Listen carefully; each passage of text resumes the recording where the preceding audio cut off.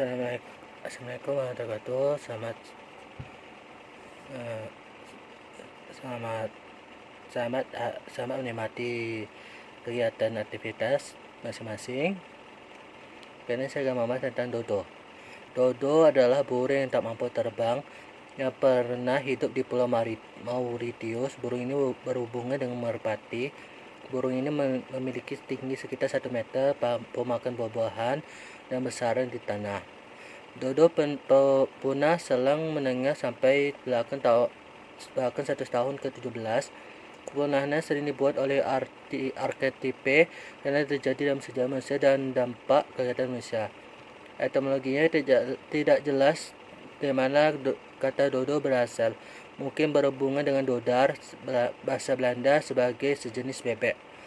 Hadir hubungan selang keduanya karena kemiripan bulu di kakinya atau karena kedua binatang ini kaku. Bagaimanapun orang Belanda juga dikenal menyebut unggas dari Mauritius ini dengan Walvogel, unggas yang dibilangkan mual karena rasanya. Namun terakhir digunakan pertama kali dalam jurnal dari Laksamana Wybrandt van Marwijk yang mengunjungi dan memberi nama Mauritius tahun 1598. Dodo atau dodars kembali tercatat dalam jurnal Kapten Willem van Westenen 4 tahun kemudian. Namun tidak jelas apakah dia yang pertama kali menggunakan nama tersebut, karena sebelum orang Belanda, orang Portugis sudah mengunjungi pulau itu tahun 1607, tetapi tidak mantap. Menurut Kamus Encarta dan Kamus Etimologi Camber, dodo berasal dari bahasa Portugis dodo, sekarang doido, berfaedah bodoh atau gila. Namun istilah Portugis sebagai burung itu sekarang dodo berasal dari bahasa Inggris. Kata dodo atau doido di bahasa Portugis sendiri probabilitas berasal dari bahasa Inggris nama atau dot. Keraguan bahwa asal kata itu Portugis juga karena dalam bahasa Portugis nama menunjukkan dari bergalangan dua suku kata dengan kanak-kanakan probabilitas poten ada bahwa dodo merupakan onomatope dari burung itu sendiri. Burungnya mirip burung merpati. Dodo biologi morfologi dan maaf, saya tidak bisa skip karena saya sedang kekurangan bahan. Dalam ilmu biologi, morfologi, dan ketidakmampuan terbang, pada Oktober 2005 bagian dari Mar Auxang, tempat sangat penting dari peninggalan dodo, dipindahkan oleh suatu tim peneliti internasional.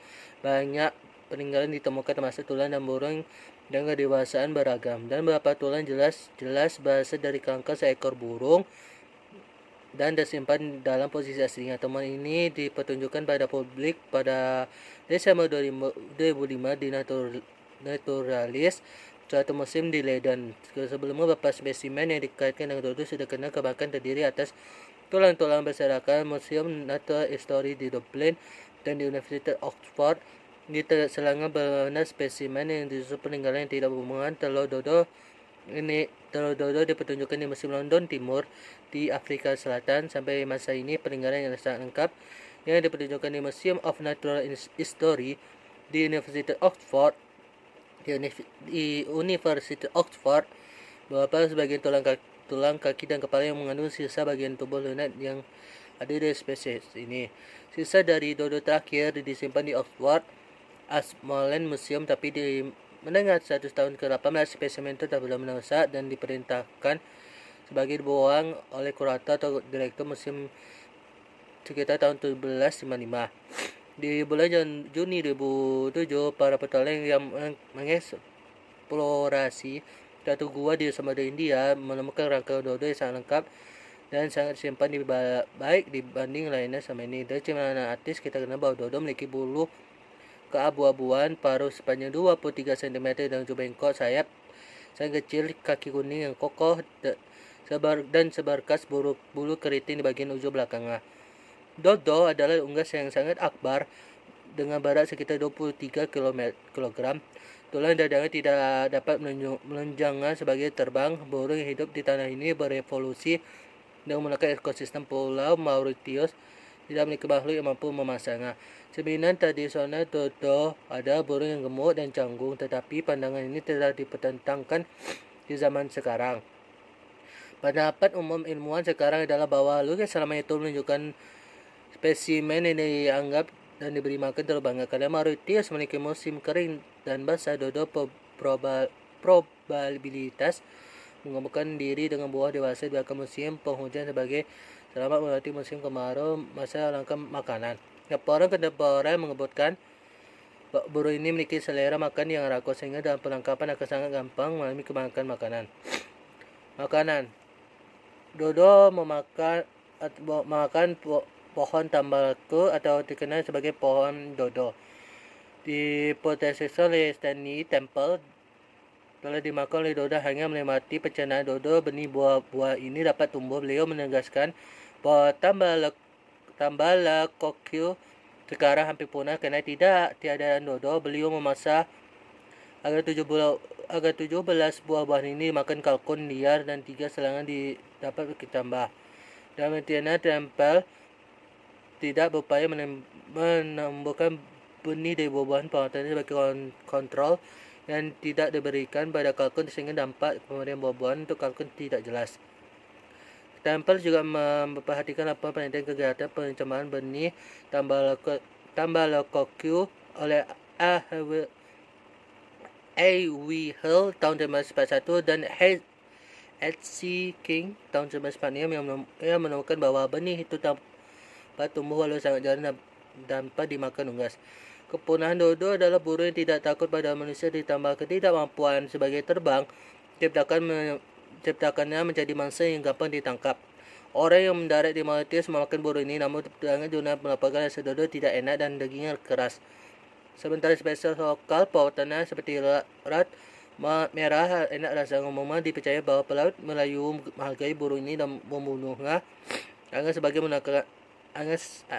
menggunakannya sebagai adunan kepala dalam upacara keagamaan. Manusia pertama mendatangi Mauritius membawa binatang baru seperti anjing, babi, kucing, tikus, dan kerap memakan kepiting menghancurkan sarang dodo. Sementara manusia menghancurkan hutan tempat dodo tinggal. Kini dampak dari binatang itu, terutama babi dan kera pada kepada dodo, diasumsikan lebih berpengaruh dibanding pengaruh dari perburuan. Ekspedisi tahun 2005 menemukan banyak binatang yang mati dampak banjir. Kematian massal demikian semakin mengerikan untuk spesies yang sudah terancam punah. Walaupun banyak laporan dari penggunaan massa dodo sebagai bekal makanan dan kapal, penemuan arkeologis sampai sekarang kurang mendapat bukti dan dari hal hadir manusia memasak burung ini. Tulang berulang dari setidaknya 2 dodo ditemukan dari gua di Bay Dukat yang digunakan sebagai tempat berlindung buronan budak dan narapidana pada 100 tahun ke-17, tapi karena tempat itu ada isolasi kini kawasan itu sukar dicapai oleh dodo. Ada kontroversi seperti saat kepunahan dodo. Robert dan Salo mencetus bahwa kepunahan dodo dalam masa terlihat tahun 1662 seperti didapatkan oleh pelaut Volker Evert atau Everson, tetapi banyak semua pengamatan menduga hal itu terjadi pada tahun 1681. Robert dan Solo menunjukkan bahwa kepunahan dodo terlihat terakhir sebelum 1662 adalah pada tahun 1638. Dodo probabilitas sudah sangat jarang pada tahun 1660-an. Analisis statistik tentang catatan perburuan Isaac Johannes Lamotius memberikan kira-kira baru tahun 1693 dengan tingkat kekayaan 95% dari 1688 sampai 1715. Mempertimbangkan bukti pautannya seperti laporan pelancong dan tidak hal hadir laporan yang baik setelah 1889. Sepertinya dodo punah sebelum tahun 1700, sehingga dodo terakhir mati hanya 100 tahun lebih sedikit setelah penambahan spesies itu dari tahun 1581. Semula hanya sedikit yang memperhatikan burung yang punah ini. Pada awal 100 tahun ke-19, burung ini diasumsikan sebagai makhluk aneh dan banyak menganggapnya sebagai hanya mitos.